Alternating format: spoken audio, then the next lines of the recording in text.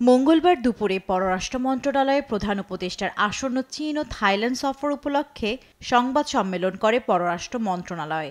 এ সময় সাংবাদিকদের সাথে মত বিনিময় ও তাদের প্রশ্নের উত্তর দেন পররাষ্ট্র সচিব মোহাম্মদ জসিমউদ্দিন।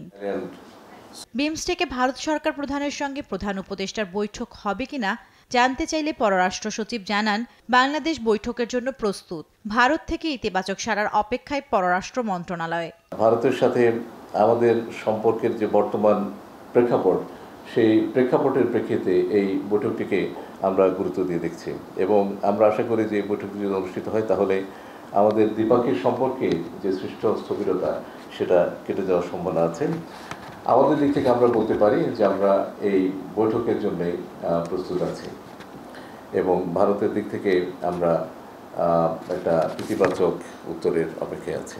এ সময় চীন সফর নিয়ে তিনি বলেন, শি জিনপিং এর সাথে প্রধান উপদেষ্টার বৈঠকে বাণিজ্য, বিনিয়োগ, চিকিৎসা ও রোহিঙ্গা সমস্যা সমাধান সহ দুই দেশের স্বার্থ সংশ্লিষ্ট বেশ কিছু বিষয়ে আলোচনা হতে পারে। পরদিন 28 মার্চ সকালে মাননীয় প্রধান উপদেষ্টা চীনের গ্রেট হলে চীনের মহামান্য রাষ্ট্রপতি শি জিনপিং এর সাথে একটি দ্বিপাক্ষিক বৈঠকে মিলিত হবেন। এখানে বাংলাদেশ এবং চীনের মধ্যে বিভিন্ন দ্বিপাক্ষিক ইস্যু, তার মধ্যে বাণিজ্য আছে, বিনিয়োগ আছে, কৃষি অবকাঠামো, নবায়নযোগ্য জ্বালানি খাতে সহায়তা এবং রোহিঙ্গা সমস্যার সমাধান সহ দুই দেশের পারস্পরিক স্বার্থ সংশ্লিষ্ট সার্বিক বিষয় নিয়ে আলাপ আলোচনা হবে বলে আমরা আশা করছি। এছাড়াও ওয়াও ফোরামে প্রধান উপদেষ্টা তার জিরো ভিশন বিশ্ব দরবারে উপস্থাপন করবেন বলেও জানান পররাষ্ট্র সচিব।